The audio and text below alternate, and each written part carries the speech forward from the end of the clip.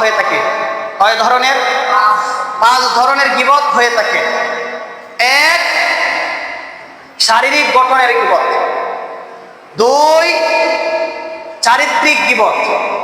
3, বংশীয় গীবত। 4, পোশাক পরিচ্ছদের গীবত। 5, পরোক্ষ গীবত। এই 5 ধরনের গীবত আমরা করে থাকি। 1 নাম্বার, নবীর উম্মতের দল, শারীরিক গঠনের গীবত।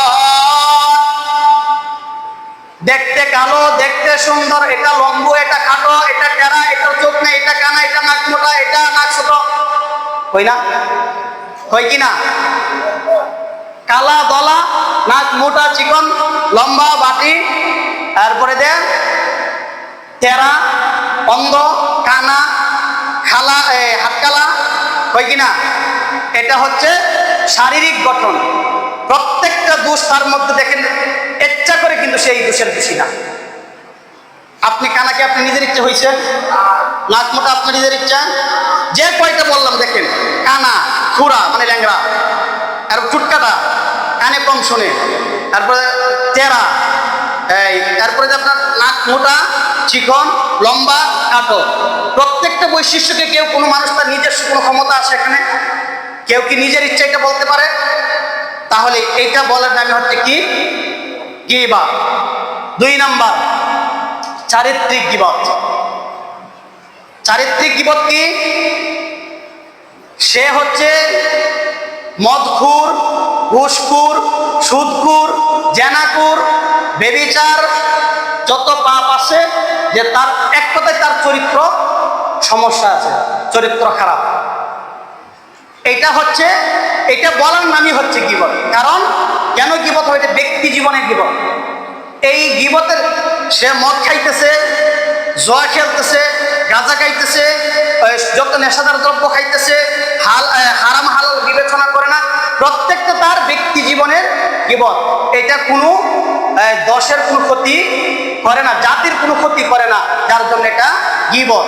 এই জাতির কোনো ক্ষতি করে না, এই আলোচনাটা আসবে যখন কিছু গীবত আছে করা যায়, এইটার মধ্যে আলোচনা আসবে। এই জন্য এটা বলে নিলাম, এটা হচ্ছে ব্যক্তি জীবনের গীবত থাকার কারণে এটা বলার নামে হচ্ছে কি? গীবত। সংক্ষিপ্তভাবে বলে নিচ্ছি।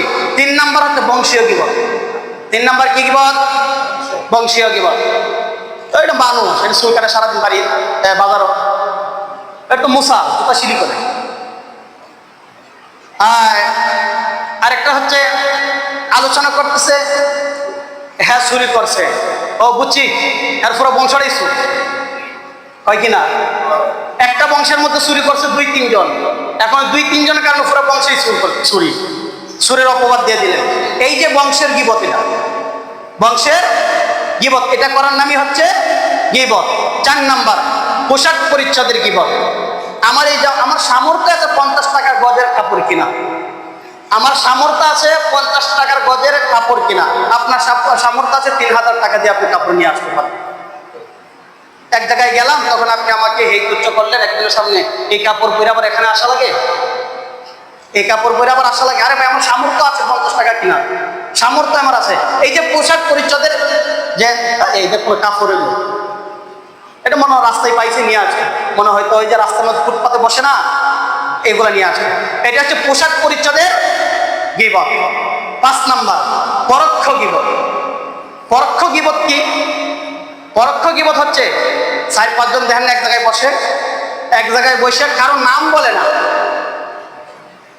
দেখা যাচ্ছে যে এই দোষগুলি আমার মধ্যে আছে, তো আমার নাম না নিয়ে আপনি এখানে আলোচনা করা শুরু করলেন। তো আলোচনা করতে সবার মাথায় ঢুকে গেছে, এই যে কথাগুলি বলছে সব তো ওর মধ্যে দেখা যায় আছে, সবে তো ওর মধ্যে দেখা যায় আছে, কিন্তু নাম কিন্তু বলেন নাই, নাম বলেন নাই, কিন্তু সবাই বুঝতে পারছে কার কথা বলছে। এটা হচ্ছে পরোক্ষ গীবত।